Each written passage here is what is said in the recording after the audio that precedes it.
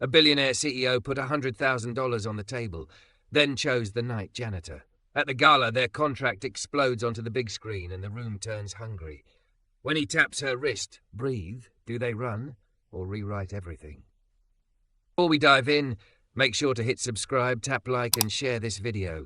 The more voices we reach, the louder these stories become.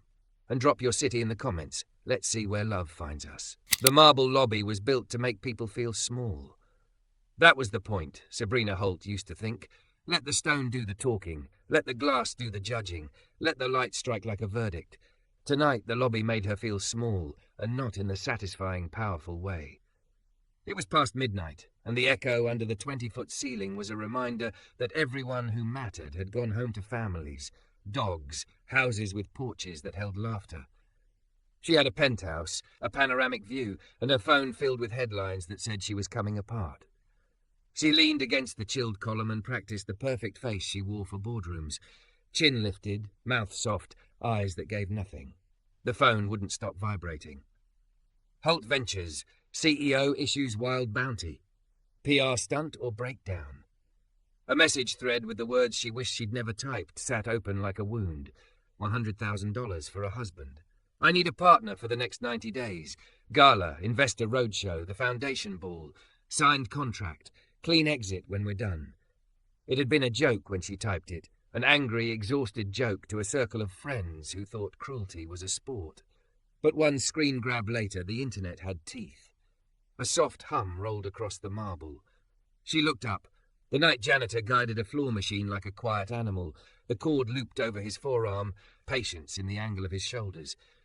He moved with that unshowy grace some people have when they know how to care for things. When he reached the seam where the revolving doors cut a crescent in the floor, he powered down, coiled the cord, and checked the machine's underbelly with a small flashlight. "You missed a spot," she said, because sarcasm had been her armor since 12. He glanced up, eyes steady. "I'll find it." A beat. "You all right, ma'am?" No one called her ma'am in that building. They called her Sabrina when they wanted something, and Miss Holt when they wanted to be seen wanting nothing. She folded her arms over the soft cashmere that clung to her curves, a body she'd learned to present without apology, then felt herself doing the thing she hated, bracing for judgment she'd never asked for. "Do I look not all right?" she asked. He took her in, not rudely, not briefly.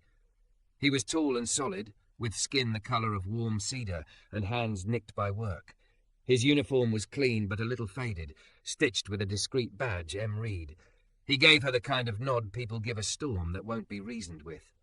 "You look like someone who hasn't slept in 2 nights and still showed up. You watch everyone this closely? Only flaws and people who talk to me." A smile broke out from some honest part of her. "I'm Sabrina." "I know," he said, not like he was impressed. "Marcus." She tucked the phone into her pocket and stood without the $1,000 posture. "The rumour mill is having a feast. If you hear something ridiculous about me, it's probably true." "Rumours are like dust," he said, lifting the machine's head to inspect a loose bolt. "They settle where there's no movement. Keep moving." She should have shrugged him off. She should have gone upstairs to the glass box where she kept her trophies and her fear. Instead, she listened to the hum of the building breathe, the elevator cables sighing in their shafts, the vents whispering. "You ever feel like everyone wants a piece of you, but not the whole?" He met her eyes, and the gentleness in them hurt. "Can't afford to sell pieces. I need the whole to keep going." "Do you have?" She almost said family, as if the word might shatter her. "Someone waiting?" "My sister," he said. "Nicole. I pick her up from the nursing program on Friday nights. She thinks this marble's a different planet." "You sound proud." "I am." Sabrina studied the machine, the half-moon he'd already buffed to a shy shine, the reflection of ceiling light like tiny stars chasing each other. "When I was a kid, my mother sewed gowns in a basement with windows that barely blinked. She'd make magic for women going to rooms we'd never enter. I told her I'd buy her a room with windows big enough to see a whole sky." She put a hand on the column as if anchoring herself. She never got to sit in it. "I'm sorry," he said, and meant it. Her phone buzzed again. A headline, "Holt's 100K marriage, ethics or comedy?" It was ridiculous, and yet her attorneys had already called with a plan. Her comms lead had already written 3 statements that said nothing. The foundation ball in 31 days demanded a narrative that wasn't desperation, and the partners whose money kept her hospital grants flowing wanted her ring finger to prove she was the kind of leader they could understand. "Do you think a person can change what everyone thinks of them with one decision?" she asked. "Sometimes one decision changes you," he said. "People catch up or they don't. Simple," she said, and it felt like a prayer. He shook the loose bolt free, slid it into his pocket, and stood. Up close, he had that quiet kind of handsome that didn't ask permission, the kind that sneaks up on your breath. She registered the scar near his jaw, the way his eyes softened when he spoke of his sister, the sturdy assurance in his stance. Her own body, full and unapologetic in the sweater dress she'd worn to war this morning, felt suddenly like a fact of kindness instead of a target. "Can I ask you something outrageous?" she said.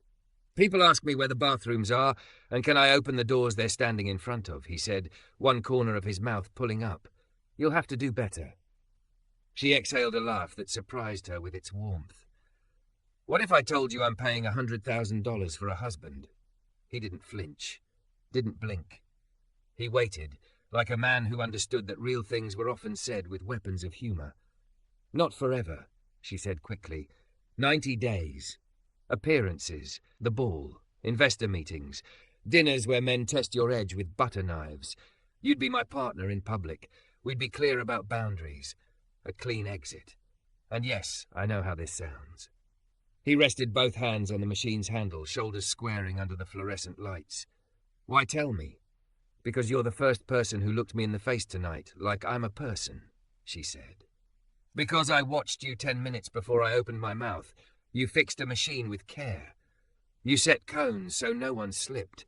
You treated the marble like it deserved kindness." She swallowed. "And because I'm tired of men who have everything except decency." The building sighed again, some midnight release of pressure, a settling of bones. Marcus looked at the cones, standing like yellow sentries. He looked at the streaks that would become sheen under his patient passes. He looked at her, at the woman whose body had been a conversation too many men thought belonged to them, whose eyes now held both a dare and a confession. "What else would you be paying for?" he asked finally, not unkind. "The truth," she said, "the kind I can lean on when rooms get slippery." He considered that, the way a person turns a tool in their palm to feel if it fits. "And what would you owe me?" "Respect," she said, "a contract that honors your time, your name, your boundaries, an exit that doesn't leave you with a story people used to hurt you, and the money, wired to the account you choose." He nodded once, slowly like a tree accepting wind. "You ever been married?" She shook her head. "I have," he said, and the word landed with a soft thud. "Ended kind.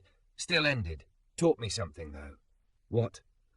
"That vows are not costumes you wear to impress a room. They're tools. You either use them to build, or you swing them like hammers and break the wrong things." Something in her chest unclenched. "I don't need a hammer." "Good." He glanced at the clock on the far wall, 1:07 glowing in green. "I need to finish this floor, or Will chew me out about streaks." A ghost of a grin. He's right when he does. "I'm not asking you now," she said, sudden panic threading her voice. She took out a business card, the thick kind that felt like a decision. Her personal number already felt reckless on the back of it, inked in her own hand. "I'm asking you to think. I'll be downstairs at 7. If you want to talk. If you don't, I'll pretend I never asked, and you can continue ignoring me when I say you missed a spot." He accepted the card without looking down at it. You want me because I'm a good man," he said. "Not because I'm invisible." She held his gaze. "Exactly because you're not." For a long second, they stood in the lobby that had swallowed thousands of footsteps and almost no truth. Then Marcus slid the card into the small pocket over his chest. 7, he said. "I can listen." Sabrina turned toward the elevators. Her reflection in the closed doors was not the woman the headlines wanted. Not unhinged or desperate or made of glass. She looked like someone who might be about to change the story people told about her. Inside the elevator, alone with the hum and the faint scent of lemon polish following her up like a benediction, she felt the strangest thing in months. A steadiness that wasn't borrowed. On the ground floor, Marcus restarted the machine, the bolt in his pocket pressed against his thigh, a reminder that even solid things shook loose under pressure. He watched his passes erase footprints and leave light in their wake. He thought of Nicole, dozing over her nursing textbooks. He thought of the last time he'd said vows, and how they'd taught him to be careful with the weight of promises. At 6:59, the marble shone like a lake waiting for morning. At 7, footsteps clicked into the lobby. He didn't look right away. He finished the line he was on and cut the power, the sudden quiet like a held breath. Only then did he lift his eyes. She stood there with coffee and no armor. "Before you say anything," Sabrina said, voice low, "I need you to know I'm not buying a man. I'm choosing a partner for a season that could break me. I want this to build something good, even if we end it when the season does." Marcus let the words settle between them like something they might build on or walk around. "Then let's talk," he said, and the marble seemed to listen. Don't forget to subscribe for more intense cinematic love stories. Your click helps us make the next chapter. They took the couches by the window in the cafe that opened at 6, where the lobby's marble softened into wood, and the espresso machine sounded like a tired animal clearing its throat. Sabrina set down 2 coffees, hers black, his with a small river of cream, then pushed a simple manila folder across the table. "Contracts," she said, voice steady because it had to be. "Plain language, 90 days, $100,000 in escrow, mutual non-disclosure. Either of us can end it with 72 hours' notice. You can bring counsel. I encourage it." Marcus didn't touch the folder. He looked at her, not around her. The sunrise found the glass like it was searching for a way in, then slid across her cheekbone, across the collar of the sweater she'd changed into, soft grey, unarmoured. He wrapped his hands around the warm cup as if considering more than temperature. "I have 3 rules," he said. She lifted her chin. "I'm listening." "1," he said, "nobody gets to use me to hurt you. If a room turns mean, we leave together. Don't talk me into staying so they can watch you bleed." Sabrina flinched at the accuracy and then nodded. "Deal." 2, we do not lie to my sister. She's 23 and halfway through a nursing degree she pays for by sleeping less than she should. She's the reason I work nights and why I don't quit when men in suits pretend I don't have a name. She's going to worry. I need to give her something true. "Of course," Sabrina said. "She can have my number. She can call me if she can't reach you." He weighed that, then went on. 3, if I say breathe, we stop. Conversation, cameras, whatever it is. We breathe before we answer. 4 in, 2 hold, 6 out. I'm not performing. I'm not a story. I'm a person. Her mouth tugged into an involuntary smile. "You're a good foreman. I fix flaws, not people. You fix dignity," she said softly, "which is rarer." He finally opened the folder and read in silence. Her head of comms had written it at 3 in the morning. Sabrina had torn out the parts that turned him into a product and left only the scaffolding 2 people could stand on. When he reached the payment page, he looked up. "It's a lot of money," he said. "It's about agency," she countered. "You get to say yes or no without the rent arguing with you." He closed the folder. "All right," he said, and the word carried the weight of a decision he'd tested from every angle. "I'll do it." Something loosened in her shoulders, not the kind of relief that collapses, the kind that prepares to carry. "I want to meet Nicole," she said, "before the internet decides to introduce me." "After her clinical today," he said. "She gets off at 3. Text me the location." She hesitated. "One more thing. I won't put a ring on you like a brand. If we need one for optics, we'll choose something we both can stand to look at later." Marcus looked out the window. On the sidewalk, a man in a suit stepped around a cone without seeing it. The cone stood anyway, doing its quiet job. "Simple," he said, "like promises that know their size." By 8:30, the building knew. Not from a press release, Sabrina refused to feed the beast, but by the way she said, "This is my partner, Marcus Reed," to the front desk guard who blinked, straightened, and used his name. By the way she paused at the service corridor to shake Will's hand and tell him the second-floor bathrooms needed new latches. By the way Marcus stood 1 step behind and 1 step beside, not blocking, not shadowing, present like a compass you didn't have to see to follow. Her executive assistant, Asha, materialized with a tablet and worry. "The board call at 9, she murmured, And PR is asking whether we lean in or lay low. We tell the truth, Sabrina said, and we do our work. On 9, they took the conference room with its vindictive lighting and long table that made conflict feel like distance. 12 faces tiled a screen, some half smiles, some strategic frowns, one disapproving throat clear. Miss Holt, the chair, began, "Your personal announcement presents risk. Our donors fund pediatric oncology," Sabrina said calmly. "They will survive me having a life." And the optics of hiring a companion? Sabrina felt the old heat crawl up her neck, the one that had taught her to shatter first, so no one else could swing the hammer. Marcus's hand rested on the table, nothing like a touch, everything like a reminder. "Breathe," his fingers seemed to say. "In," she told herself, steady. 4. Hold. 2 out. 6. "I didn't hire a companion," she said when her voice returned. "I offered a partnership for a season that demands a public face. I chose someone whose character I trust to steady me where I'm weakest. I put the terms in writing so neither of us is exploited. That's what risk management looks like when you're talking about people." "And his qualifications?" someone asked, the contempt so polished it gleamed. Marcus shifted his attention to the screen as if addressing a human, not a quorum of fear. "I manage people's safety at night," he said evenly. "I'm good at seeing what gets missed. I'm good at telling the truth quietly. My sister is a black woman in a white coat, and some days the world pretends it can't see either of those things. I don't get to be sloppy about dignity." A silence that wasn't quite approval and wasn't quite dissent followed. The chair cleared his throat. "Deliver the quarter, and no surprises." "Only the good kind," Sabrina said, and ended the call. PR tried next. Lila, sleek and sleepless, slid into the room with 2 speech drafts and a third option labelled strategic mystery. "We can spin it," Lila said, already moving words around in the air. "You were lonely, you were brave, you are modern." Sabrina shook her head. "No spin. If we speak, we say this. We're adults who agreed on terms that protect us both. We'll support the hospital wing regardless of who sits next to me at the gala, and we don't use adjectives we didn't earn." "Kill modern," Marcus murmured, and Lila cracked a surprised smile.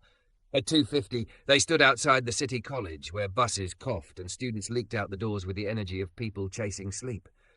Nicole emerged with a backpack, a stethoscope peeking like a ribbon. She saw Marcus first, then Sabrina beside him, and stopped. Her eyes flicked to their hands, separate, then to his face. He nodded, a small private signal that said, "I'm still me." "You must be Sabrina," Nicole said, tone polite, spine steel.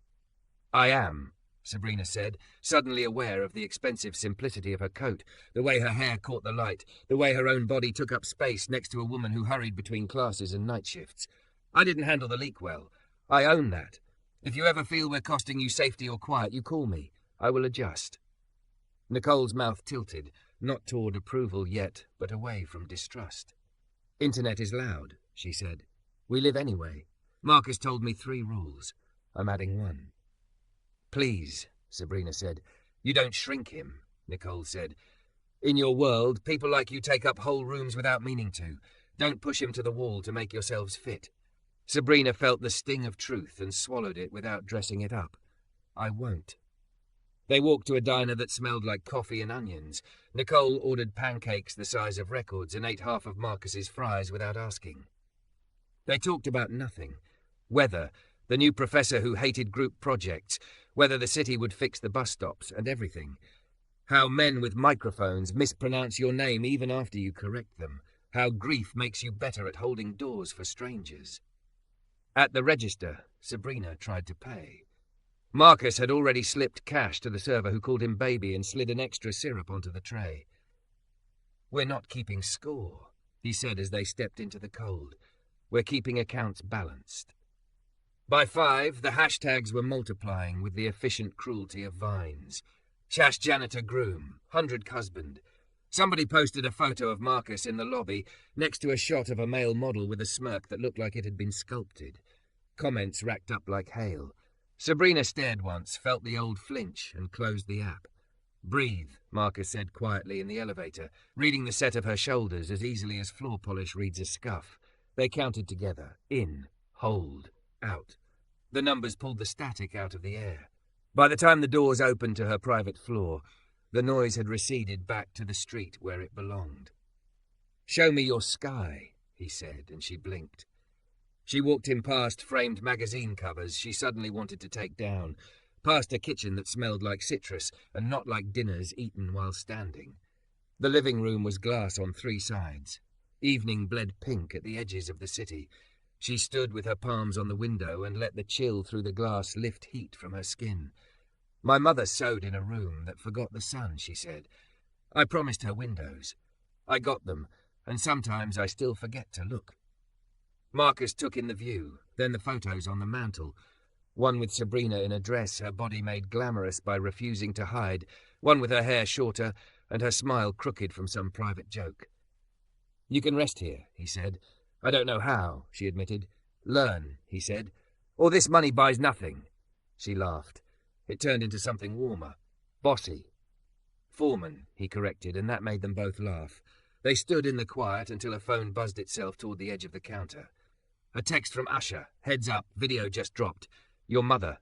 Old clip from the basement. She's humming. It's beautiful. Going viral." Her throat closed around the word mother. She hit the link. Grainy footage. A woman with nimble hands and a curved back, pins in her teeth, humming while she turned cheap fabric into a promise. 13-year-old Sabrina appeared with a paper crown and an awkward swagger, raising the hem so her mother could stitch. The caption read, "She bought the sky for a girl who learned to work underground." Sabrina's hand trembled. "This wasn't supposed to be for them," she whispered. Marcus watched the small screen like a window and then gently closed her fingers over the phone. "It's for you first," he said. "You decide the meaning before they do." The intercom crackled. Asha again, voice thin with urgency. "One more thing. The investor dinner moved up. They want to see you tonight. Also, someone from your past RSVP'd. Dean Archer." Sabrina went still. Dean Archer. The man who had told her years ago that women like you do better behind a man whose name fits on a building. She'd fired him from her firm and never forgiven the part of herself that had once believed him. Marcus saw the change travel through her body like weather. "Who is he?" "A man who sells doubt in tuxedos," she said, "and tonight he gets a front row seat." Marcus picked up his coat. "Then we go write the program," he said. They headed for the elevator. In the stainless steel, their reflections stood side by side, her curves unapologetic, his steadiness untheatrical. Downstairs, the marble waited. Outside, cameras would blink, questions would be thrown like stones, an old voice would try to make its way back into her head. As the doors slid open, Sabrina reached for his hand, not as a prop, not as proof, but as a point of balance 2 people can choose to share. He laced his fingers with hers, unhurried. "Breathe," he said. "In," she whispered, matching him. "Hold. Out." The lobby listened. The street roared. And somewhere between the two, something in her life shifted into place, just enough to make room for the night ahead, and the man waiting at the end of the table with the smirk she used to fear. They rode to the investor dinner in the back of a town car that smelled like citrus and upholstery glue. Sabrina smoothed her dress, emerald silk that respected her curves instead of apologizing for them, and practiced breathing the way Marcus had taught her. In, 4, hold, 2, out, 6. The rhythm made space between the headlines and her heart. Marcus tugged at his borrowed suit jacket, then stilled his hands. "You're sure about this room?" he asked. "I'm sure about me in it," she said, and that was new. "And I'm sure about you next to me." The hotel ballroom did what ballrooms do. It pretended to be timeless while begging for attention. Gold chandeliers, a stage washed in tasteful light, name cards at tables like tickets to belonging. Cameras loitered at the margins, hungry and patient. At the entrance, a host with immaculate hair glanced at their names and faltered. "Miss Holt" and "Mr. Reed." His eyes flicked to Marcus's hands as if calluses violated the dress code. Sabrina leaned in, voice low but sharp enough to cut without blood. "You can announce us like everyone else, or you can tell your manager why you kept a donor from dinner." The host turned the colour of watered wine. "Miss Holt and Mr. Reed," he said, louder, and something old inside Sabrina unclenched for allowing herself the pleasure of watching a door swing open for the right reasons. They hadn't made it 3 steps when a woman in a velvet blazer thrust a microphone toward her like a bouquet with thorns. "Sabrina, did you really offer $100,000 to marry a janitor? Blink if you're being coerced. Marcus didn't block. He didn't hover. He put 2 fingers light against Sabrina's wrist, breathed, and faced the woman as if she were a student who'd asked the wrong question but deserved a good answer. "We didn't come to make you famous," he said, calm, turning his words into a mirror. "We came to fund a hospital wing. You want that story?" The woman blinked, thrown off her axis by a man who wouldn't be bait. Sabrina smiled near him, the smile that meant peace in rooms that wanted war. "We'll talk after we write checks," she said, and they walked. At table 6, Dean Archer's grin waited like a trap with napkins. He looked carved, jaw, opinion, certainty, and held his wineglass the way some men hold a steering wheel, as proof they should be allowed to drive. "Sabrina." He pronounced her name like an indulgence. "And this must be your public relations innovation." "Partner," she said. "This is Marcus Reed." Dean offered his hand and then, when Marcus took it, held on a beat too long, trying to make dominance out of greeting. Marcus didn't squeeze back. He didn't perform. He let the man stop when he was done, which somehow made Dean seem small. "My dear," Dean said to Sabrina as they sat, "I suppose we all experiment. I only hope your experiments don't cost children their MRI. There it was, the bet he'd always make, the one where his cruelty wore the mask of concern. Sabrina felt heat crawl under her skin, her old instinct to swing first to avoid being hit. Marcus's fingers tapped the table, a soft metronome. In, hold, out. "The children get their MRI first," she said evenly. "Then we can discuss my personal life." Dinner began its pageantry. Salad that tasted like leaf and lemon. Beef that made a show of its surrender. Speeches that tried to lay bricks of sincerity over the quicksand of vanity. Sabrina listened until she couldn't. When the master of ceremonies called for our visionary chairwoman, the room turned toward her like sunflowers racing light. She rose. Her dress caught the stage wash and threw it back without apology. When she reached the lectern, she didn't touch the stack of PR's strategic mystery remarks. She looked at the crowd like a woman who had stopped running. "Good evening," she said. "If you came to hear me defend my choices, I'm going to disappoint you. If you came to fund a wing that will shorten waits and lengthen lives, stay. We have work."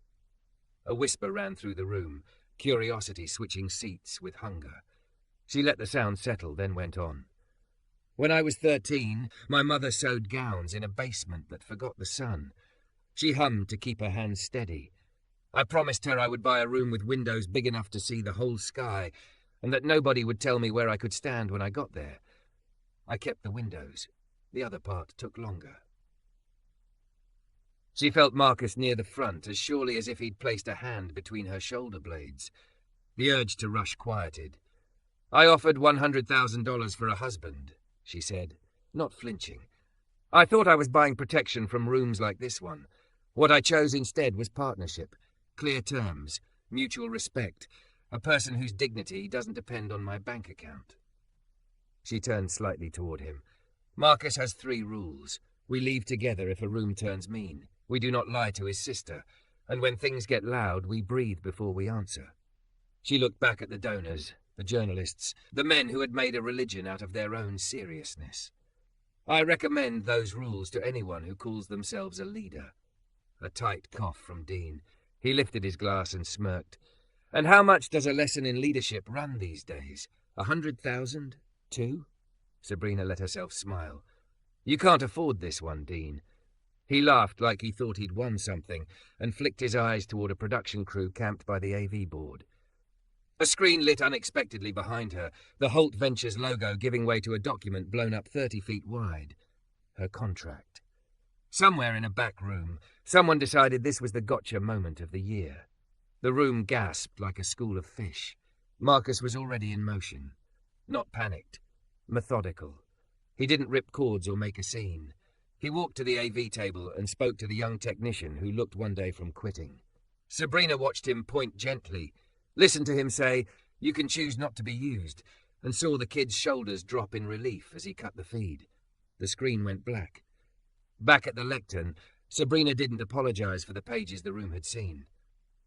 "We put respect into the contract on purpose," she said, "so no one could invent what wasn't there. If the word janitor makes you think small, repair that in yourself before we build a wing and invite you to put your name on it." It landed. Not on everyone. Nothing honest ever does. But on enough. Laughter broke somewhere safe, and Dean's mouth thinned into the line of a man who has lost the script. "Now," she said, turning the night back to its point. "We need 3 more MRI suites and staffing to match. We need a family respite lounge that doesn't smell like fear. We need a scholarship fund for hospital staff families who go back to school to become nurses and respiratory therapists, and people who keep the machines from breaking when no one's looking." Her throat caught. The scholarship idea hadn't been on the notes. It had been forming since pancakes and syrup and Nicole's bright, tired eyes. She looked at Marcus, and he nodded once. "I'll start that fund with $100,000, she said. "Money I set aside to feel safe. Turns out partnership feels safer. The fund will carry my mother's name and, with her permission, Nicole Reed's. If you have ever asked a janitor for directions, held a tray a second longer so a nurse could breathe, or needed a machine to be there when your child needed it, help me fill it." Silence, then a slow, uneven rise of hands. Not performative, not forced. A paediatrician who never liked her politics but loved the children stood first. A developer whose eyes stayed too long on her body raised his card but couldn't meet her gaze. A grandmother with a purse full of mints lifted a pledge the size of a car and smiled like she was tipping the scales in a better direction. Dean sat. He clapped twice, as if to say fine, then stopped, because he just realized clapping twice is what children do when they don't know whether the joke is on them. When the speeches ended, the band recommitted to pleasant noise, and people tried to earn their way into the moment with networking. Sabrina made it 3 feet before Lila appeared with wide eyes. "We didn't plan any of that," she hissed. "It was perfect." It was true, Sabrina said, and that was the only metric she wanted now. A soft buzz in her clutch. A video of her mother had collected 1 million views and comments that didn't make her skin feel too tight. A text from Asha. "Nicole says she's ugly crying on a bus in the good way." A picture followed of Nicole doing exactly that. Mascara in brave streaks. Thumbs up. Sabrina laughed, then wiped at her own eyes in a gesture that used to embarrass her. They found the terrace. The night had a small wind that felt like somebody's careful hand on the city's shoulder. Sabrina braced her palms on the stone and let the chill do its good work. "You forfeited your money," Marcus said quietly. "Not accusation. Accounting." "I moved it," she said, "where it can do something better than duct tape my fear." She turned to him. He stood easy, like a man who had watched a woman build a bridge and wasn't surprised she could. "I need to say something messy," she said. "Say it messy," he said. "I don't want the 90 days to end like an event." The confession cracked open something she'd kept under lock. "I don't want to hand you a check and shake your hand and go back to making my face into armor. I don't know what we are yet, and I'm not asking you for what you gave someone else once upon a time. I'm asking if we can rewrite this as we go. With breathing, with your rules, with mine." His eyes softened, the way they had the first night, as if she were a person instead of a problem to be solved. "My Rule 3 covers this," he said. "We don't decide out of adrenaline. We breathe, then we write." She laughed, a sound that tasted like relief. "Foreman." "Ma'am," he said, and made the word sound like a smile shared between equals. He took her hand, unhurried, no spectacle, and placed it over his heart. Slow rhythm. In, hold, out. "I want to build something that doesn't collapse when headlines change," he said. "If that's with you, I'm willing. But I won't be your protection. I'll be your partner, or I'll be your friend, and both require the truth."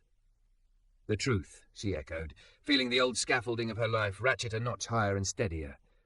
The band inside slid into a slow song, outrageously sincere. Marcus tilted his head toward the door. "We could pretend we like dancing." "I don't," she said. "I like being held by someone who doesn't think holding is owning. That I can do." They stepped inside, past the cameras that had finally put themselves away, past Dean murmuring to a man whose attention had moved elsewhere. On the edge of the dance floor, Sabrina hesitated. Not because she didn't want to be seen, but because she did. She wanted the sight of them. Curved woman, steady man, 2 people who had chosen vows shaped like tools to be an ordinary thing. He drew her in. His hand at her back was a statement that had nothing to prove. They moved the way people move when they aren't dancing for the room. They moved like breath. She put her cheek against his shoulder and didn't count the steps. Everything changed, she murmured, not as marketing but as inventory. Everything got honest, he corrected gently. That's different. Later, the town car took them back to the building that had once made her feel small. The marble shone like memory. The cones stood where someone who cared had put them. In the elevator, she laced their fingers again, not for show. He squeezed once, I'm here, and the doors closed on a woman who had offered money and found a mirror, a man who had protected floors and found a partner worth steadying, and two sets of rules that felt less like restrictions than a map. They rose, not as a stunt, not as a scandal, but as people who had decided the sky was a room they could invite each other into.